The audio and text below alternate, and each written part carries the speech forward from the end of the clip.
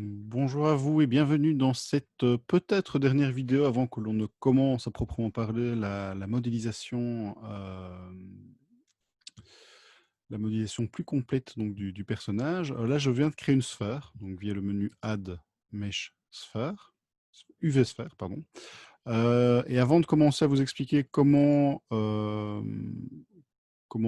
couper, comment découper dans l'objet, je voulais simplement attirer votre attention sur une petite option d'affichage ici, qui est dans le clic droit, quand vous avez l'objet sélectionné. Par défaut, on est en mode Shade Flat, c'est-à-dire qu'on voit chaque face en fait, de l'objet.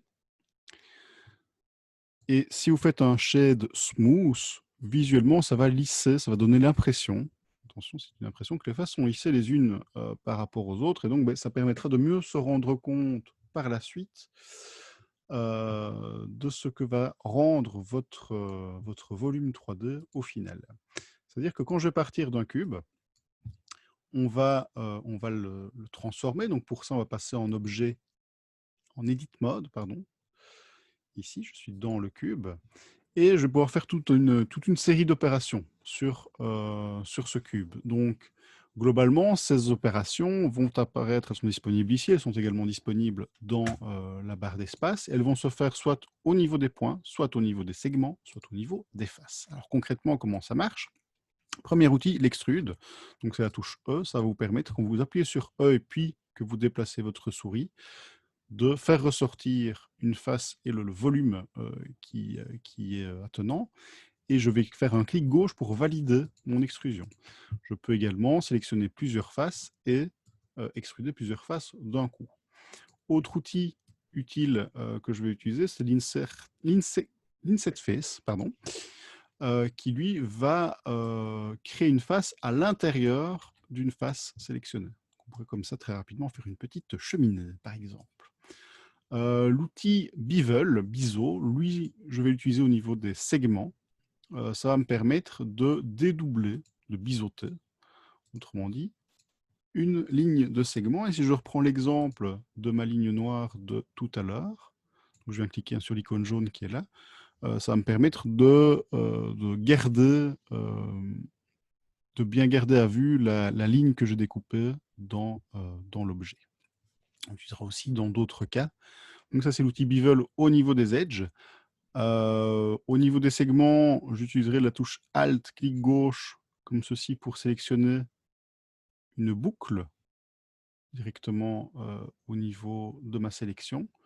Et puis, je viendrai probablement la biseauter comme ceci. Donc ça, c'est quelque chose que je vais faire beaucoup, beaucoup. Et le raccourci apparaît, CTRL B ici, je vois, en bas à droite, quand vous laissez votre curseur sur l'icône.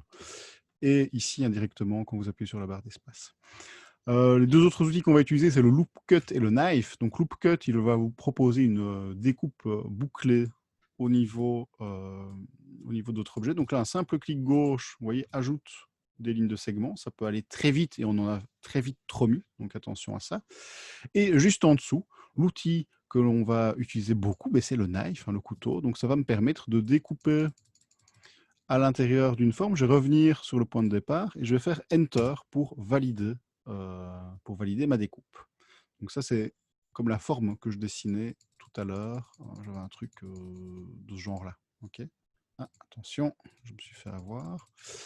Je n'ai pas encore l'habitude de Blender, donc appuyez bien sur Enter pour valider votre forme une fois qu'elle est faite. Et cette forme, je vous le disais, je vais la biseauter avant de la retravailler.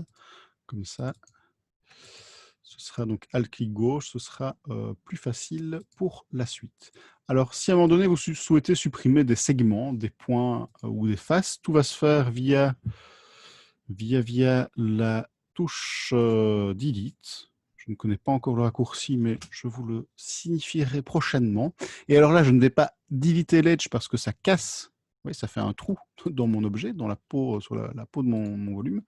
Je vais faire plutôt des dissolve. Voilà. Dissolve, ça va dissoudre le segment ou les points ou les faces sélectionnées. Donc, essayez ceci pour vous familiariser un petit peu avec l'interface, avec les outils qu'on va utiliser. Alors, ce que je voulais vous montrer dans cette vidéo, c'est la subdivision de surface. Alors là, c'est un peu particulier. Je vais refaire un cube pour la démonstration. J'ajoute ici un cube. Pour ce faire, je vais utiliser un modifieur. Donc là, c'est la petite clé à molette, modifieur properties ici. Et dans modifieur, je vais pouvoir ajouter un élément qui va venir se greffer à la pile de modifieurs, à la stack qui est ici. Donc ça va venir dans le cube. Et on en verra plusieurs. On verra l'outil array pour distribuer des objets. On verra l'outil miroir qui nous permettra de faire une fois le try et pas deux. Et ici, je vais mettre une subdivision de surface. Voilà, ça va découper chaque face de mon objet en deux. Alors là, si j'affiche le maillage de l'objet, je vois pas tout parfaitement. Je pense que je peux activer ici, dans les propriétés de l'objet, le wireframe. Hein, c'est déjà un petit peu plus clair. J'appuie sur la petite flèche, modifieur. Voilà. Et pour avoir accès aux propriétés du modifieur, il faut revenir sur modifier property. C'est un petit peu pas pratique, mais voilà, c'est comme ça. Donc là, je vais pouvoir augmenter le niveau de subdivision. On passera maximum à une valeur de subdivision de 2. Et ici, le lissage n'est pas parfait, contrairement à d'autres softs. C'est simplement ce que je vous montrais en début de module, le shade flat qui est activé. Donc, vous pouvez repasser ici en shade smooth. Et ça vous donnera une idée. Donc, on voit que sur un cube de base, si on le subdivise 2 fois, c'est-à-dire qu'on coupe chaque face 2 fois en 4, on se rapproche de quelque chose de rond. Donc voilà pour cette petite introduction aux outils de modélisation et à la subdivision. Le reste, je vais le voir petit à petit en travaillant directement sur le projet avec vous dans la suite de ces exercices. Donc je vous dis à très vite pour l'étape suivante. À bientôt. Au revoir.